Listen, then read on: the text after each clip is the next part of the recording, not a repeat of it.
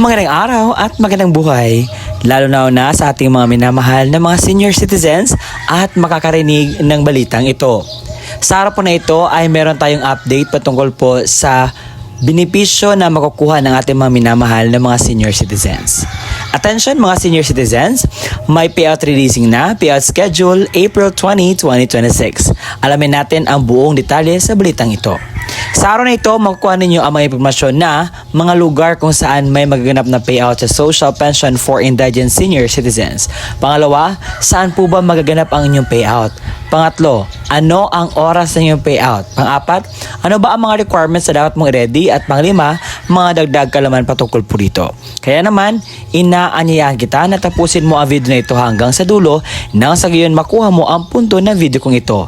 At kung ikaw ay bago pa lang sa aking YouTube channel at gusto mo agad itong content na pinag-uusapan ang mga benepisyo ng ating mga senior citizens, ay isubscribe mo na ang aking YouTube channel nang sa gayon maging updated ka. At hindi ko napapatagalin pa na pag-usapan ang bagay na ito. Kaya, let's go! Una sa ating listahan ang Cotabato. Dahil sa April 20, 2026, ito po ang mga barangay na mag-payout.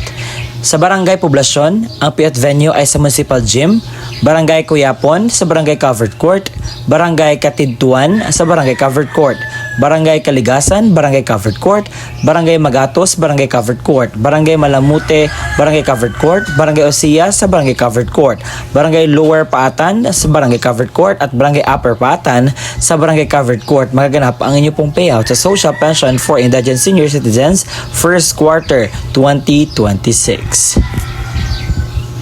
Sa City of Manila ay meron pong magaganap na payout sa social pension sa April 20, 2026.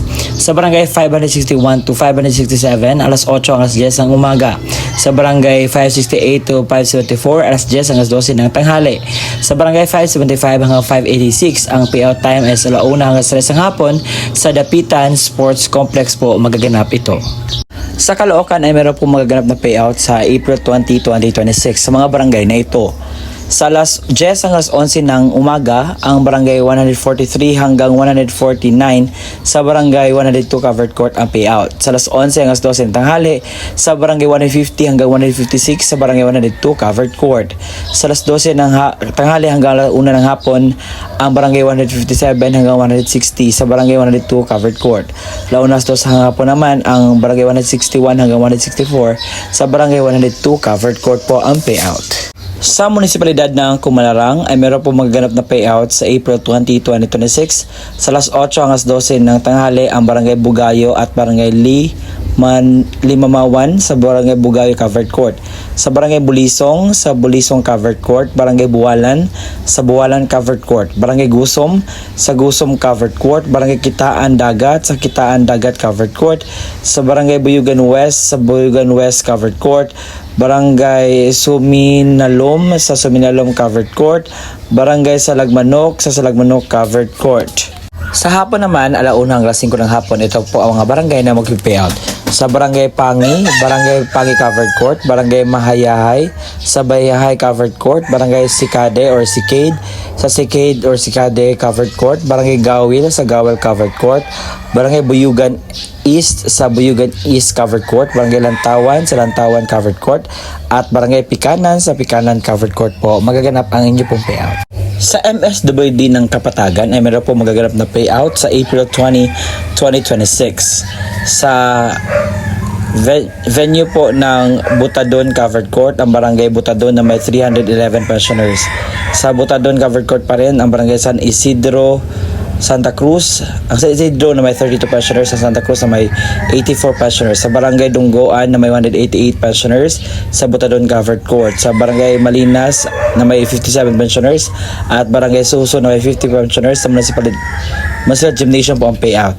Sa Barangay Bel East na may 58 pensioners at Barangay Cordova na may 108 pensioners, sa Municipal Gymnasium ang payout. Sa Barangay Moranding Covered Court, ang Barangay Santo Tomas na may 95 pensioners at Barangay Diasi sa may 75 pensioners.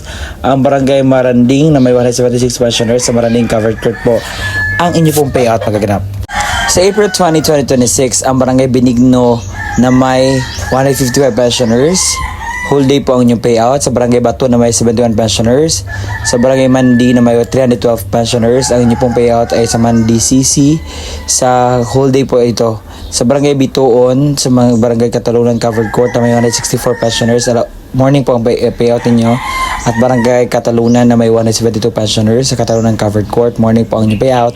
Barangay Disod na may 24 pensioners. Sa Barangay Misok na may 105 pensioners. Sa Disod Covered Court po ang inyong payout.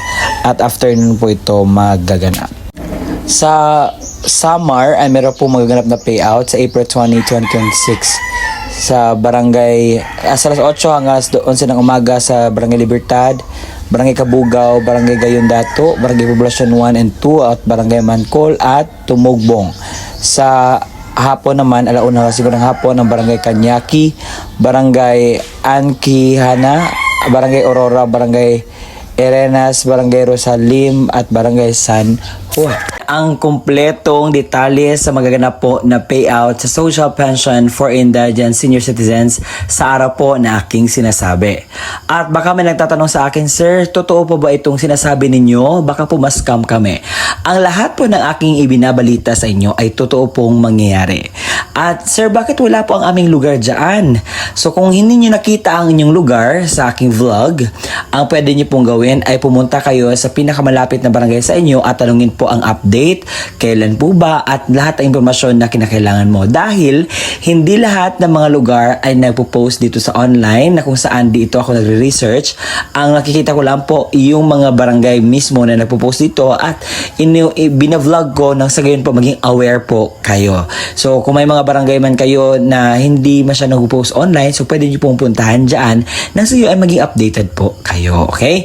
So magtatanong kayo, Sir, ano ba ang mga requirements na dapat namin i-ready para po sa payout? So na ilista ko na, nasabi ko na kanina lahat ng mga detalye. Kung may katanungan ka pa, you can just ask the question. O ito na ang kumpletong detalye ng mga requirements na dapat mong i-ready para po sa inyo pong payout na makuha. CSWDO at OSCA na mayroong original na pirma na MSWDO, OSCA, Senior Citizens at Authorized Representative. Isang malinaw na photocopy ng government-issued ID gaya ng SSS, updated PhilHealth ID, Barangay ID, UMID, Voters ID, updated voter certification, updated police clearance ng authorized representative at lagyan na 3 original na pirma o thumbmark katulad ng ipapakitang ID. Paalala, siguraduhin pareho ang lagda, thumbmark ng senior citizen, beneficiaryo at authorized representative base sa kopya ng government-issued ID na presenta. Komplituhin ang mga hinihing lagda, thumbmark sa authorized letter, iwasang magusot at huwag bilutin ang mga dokumento. Kung namatay na ang beneficiaryo, isang malinaw na Xerox ng ID ng pensioners, warranty letter na nagmula sa MSWDO, CSWDO o OSCA na may pirma ng MSWDO, Xerox ng death certificate ng beneficiaryo na mayroong serial number, isang malinaw na photocopy ng government-issued ID gaya ng SSS, updated PhilHealth ID, updated Barangay ID, UMID Voters ID, updated voter certification, at updated police clearance ng authorized representative at lagyan na 3 original na pirma o thumbmark katulad ng pinapakitang ID. Paalala, kompletuhin ang mga hinihinging lagda o thumbmark sa warranty letter at iwasang maggusot at huwag bilutin ang mga dokumento. Kung wala ang death certificate, kinakailangan ng certificate mula sa MSWDO, CSWDO na nakasaad ng pagpatunay na ang beneficiaryo ay patay na at kasalukuyan inasikaso ang death certificate. Huwag kalimutan magdala ng iyong ballpen na itim, payong at saka tubig.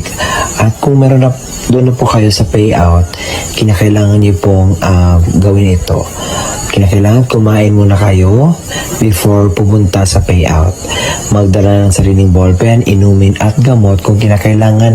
Baka pagdating po doon ay medyo mas ready tayo para maiwasan natin ang mga darating pang mga sakuna.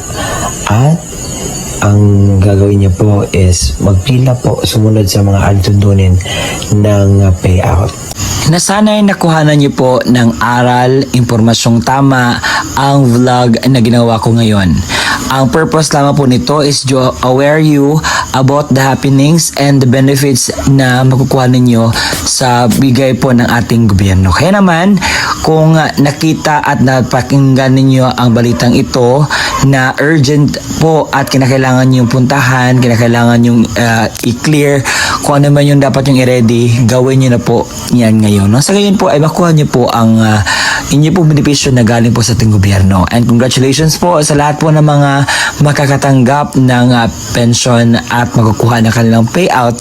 At kung nagustuhan nyo ang aking vlog, paki-subscribe naman at paabutin natin ito ng 100,000. Konting-konting tiisa lang. Salamat po sa inyong tulong dahil makaabot na tayo ng 100,000. See you in my next vlog. Bye-bye!